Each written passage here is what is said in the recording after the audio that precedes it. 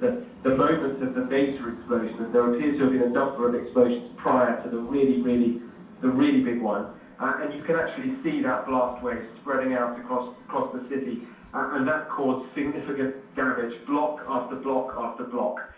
Sky News' bureau in Beirut is located about a kilometre, maybe a little less than a kilometre from the blast site, and there was significant damage there. Now that is a very well-built structure. A lot of the buildings in Lebanon are not, and in Beirut are not well-built, and that is where I think we will see several of injuries. The most extraordinary size of an explosion. In terms of the cause, well, as you say, nothing really official has been said at the moment. The security chief in Lebanon seems to be suggesting that a consignment of explosive material, not military-grade explosive material, but perhaps some sort of fertilizer, there are various differing reports, had been confiscated and held at the port for over a year, and perhaps that is what exploded.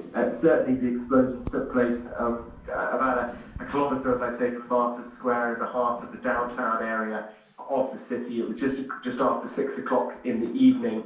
And the footage shows that there was a silo, a white building that was on fire, and small explosions, which led some to believe that perhaps they were fireworks that exploded. And then the massive explosion came in a building that appears to be next door to the one that was on fire.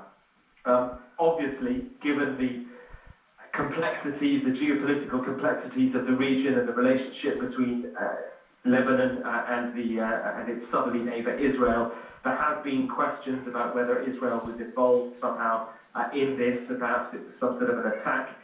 Well, the Israeli foreign minister has been speaking within the last hour or so, and he says there is no reason not to believe the reports out of Lebanon that this was an accident. Now, I think that's significant. Israel often will neither confirm nor deny whether it was involved in something. Now, in this instance, the Israeli foreign minister is coming very close to saying we had nothing to do with this. And there are other Israeli media outlets with very good sources within Israel saying this was not the work of Israel. Hezbollah, the Shia militant group within Lebanon who Israel wants to destroy, they have said that none of their arms depots have been destroyed. They have arms depots across Beirut and across Lebanon. None of them have been destroyed.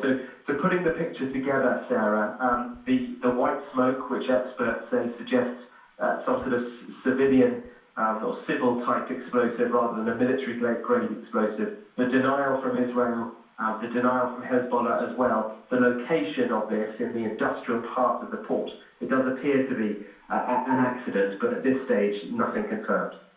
Mark, stay with us just for a moment. Just want to bring an update from the Prime Minister, Boris Johnson, who says the UK is ready to provide support to Beirut in any way we can, including to those British nationals affected. And also getting some information on the Reuters news agency from the Lebanese Prime Minister describing this as a big catastrophe that has hit Lebanon, and says officials will pay the price for what happened today. I mean, in terms of the cause, Mark, still at the speculation stage.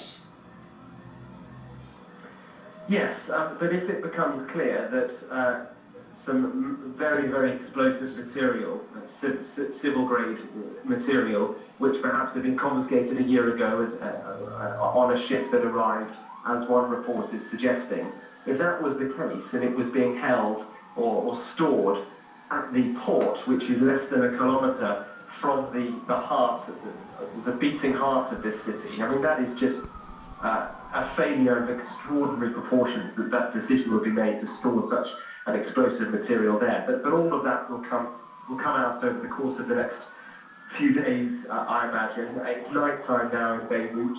This is a city that is on its knees economically. It is a country that's on its knees economically. There is just 2 hours of electricity in every 24 hours. And so the backdrop to this very difficult moment for Lebanon is months and months of economic chaos. This city really didn't need this. Okay, Mark Stone for now, thank you. Let's speak to our Middle East editor, Zain Jafar, who joins me now from Beirut. And Zain, you were caught up in the shockwaves from this blast.